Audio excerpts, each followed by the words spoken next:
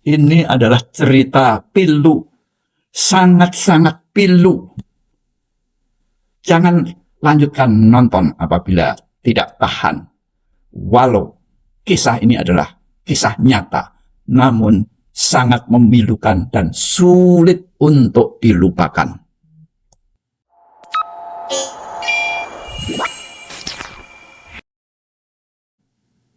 Romusa adalah istilah untuk sistem kerja paksa yang diterapkan oleh pemerintahan militer Jepang terhadap rakyat Indonesia selama masa pendudukan, masa penjajahan dari 1942 hingga 1945. Meskipun Jepang sempat memberikan julukan propaganda sebagai prajurit ekonomi atau sebagai pahlawan pekerja, namun kenyataannya Romusa adalah buruh kasar yang dipaksa bekerja dalam kondisi yang sangat tidak manusiawi.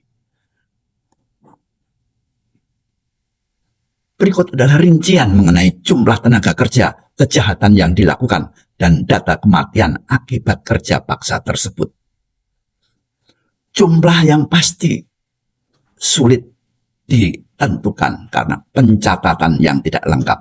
Namun beberapa sumber memberikan estimasi sebagai berikut. Total Romusa yang dikerahkan berkisar antara 4,1 juta orang menurut data pemerintahan Indonesia waktu terjadi pembicaraan pampasan perang, dan angkanya berkisar dari 5 hingga 8 juta orang menurut beberapa ahli sejarah Jepang.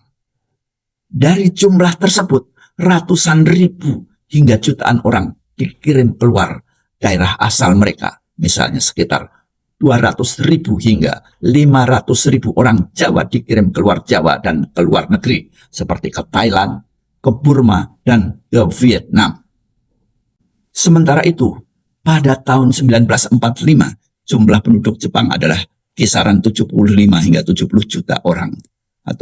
Dan jumlah orang Jepang yang ada di Indonesia pada masa perang tidak ada data yang pasti. Namun saat ini terdapat 15.000 hingga 20.000 orang Jepang yang berada di Indonesia. Selain sistem Romusa atau kerja paksa, Jepang juga melakukan berbagai kejahatan perang dan tindakan keji terhadap rakyat Indonesia. Antara lain adalah Jugun Lantu, perbudakan seksual, di mana perempuan Indonesia dan tentunya juga negara-negara Asia lainnya dipaksa menjadi budak seks bagi tentara Jepang. Mereka seringkali direkrut dengan iming-iming sekolah atau pekerjaan di perusahaan, namun kenyataannya dia dikirim ke rumah bordil militer atau disebut lanjo. Di samping itu juga rakyat jelata diambil melalui operasi unit 731 untuk melakukan eksperimen senjata biologis dengan menggunakan virus dan bakteri untuk diterapkan kepada manusia, sehingga menjadikan manusia sebagai kelinci percobaan atas obat-obat atau senjata kimia tersebut. Jepang juga melakukan pembantaian massal terhadap Romusa untuk menjaga kerahasiaan lokasi proyek militer yang mereka bangun. Jepang melakukan penyitaan sumber kekayaan alam dan hasil bumi dan pertanian, misalnya beras dan kopi. Itu semuanya untuk kepentingan perang, untuk mensuplai logistik mereka di dalam melanjutkan perang di Asia Pasifik. Romusa mengalami kekerasan fisik yang sangat hebat, di mana warga sipil sering mengalami penyiksaan dan pemukulan dan intimidasi dari aparat militer Jepang. Dan jumlah kematian akibat kerja paksa ini sangat besar. Dan di mana mereka di dalam kamp-kamp pekerjaan mereka mendapat perawatan medis yang sangat minim dengan jam kerja yang ekstrim dan juga suplai makanan yang sangat minim pula, dan itu menjadikan kematian sangat tinggi. Jadi diperkirakan ada 300.000 Romusa dari Pulau Jawa, dikirim keluar Jawa untuk ke tempat lokasi-lokasi pembangunan fisik Jepang, dan hanya kira-kira 70.000 orang yang bisa pulang kembali ke Jawa pada saat perang berakhir.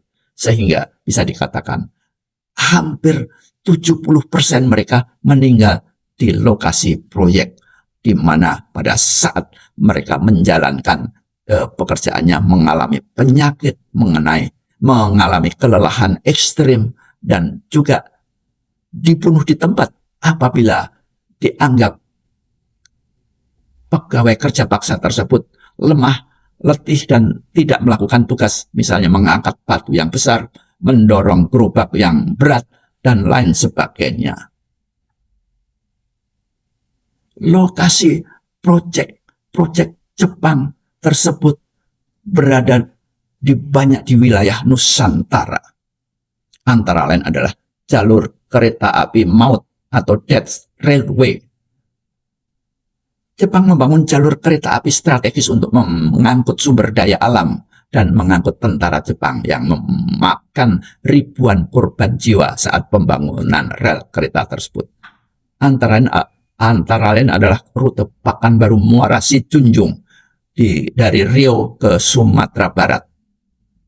Ada jalur kereta api sepanjang 220 km dan dikenal sebagai Pekanbaru Death Railway. Puluhan ribu Romusa dan tawanan Jepang tewas saat pembangunan rel itu karena pekerjaannya melalui hutan rimba yang sangat ganas.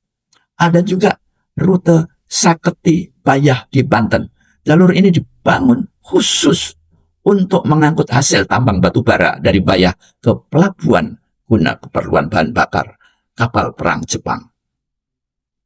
Juga ada terowongan air di wilayah Jawa Timur, disebut sebagai terowongan Niyama di Tulung Agung, Jawa Timur.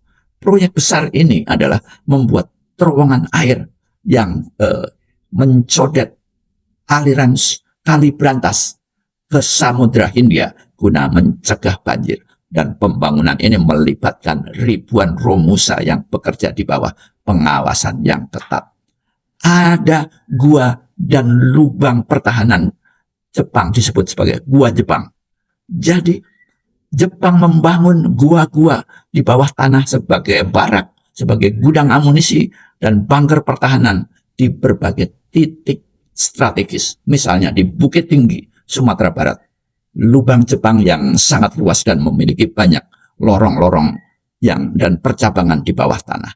Di Bandung ada gua Jepang di Tahura Juanda yang berfungsi sebagai markas pertahanan militer. Di Bantul ada jaringan gua pertahanan di daerah Pundong, di mana posisinya dipakai untuk memantau wilayah pantai selatan. Di Lok Sumawe, Aceh ada gua Jepang di Bukit Blang Panjang yang digunakan sebagai kubu pertahanan dan tempat penyimpanan perbekalan perang. Di samping itu juga ada pertambangan yang di Bayah di Banten.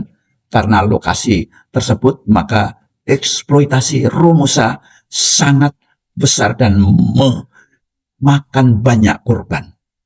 Jepang juga membangun banyak pangkalan udara, membangun landasan-landasan kecil di pulau-pulau terpencil di wilayah timur, antara lain di Kepulauan Kai di Maluku.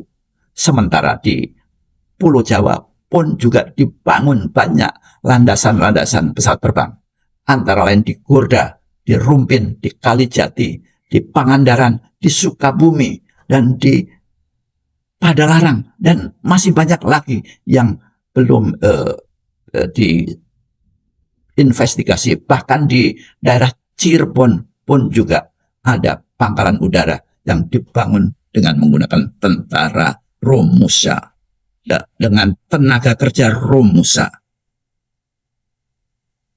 Uniknya, wilayah-wilayah tempat kerja paksa tersebut saat ini justru dipakai sebagai objek wisata, sebagai peringatan bahwa pernah terjadi penyiksaan dan kekejian tentara Jepang terhadap pekerja paksa rumusan kita. Namun saat ini lokasi-lokasi tersebut justru dipelihara dan dijadikan sebagai pengingat bahwa pernah terjadi kekejian di wilayah-wilayah ini.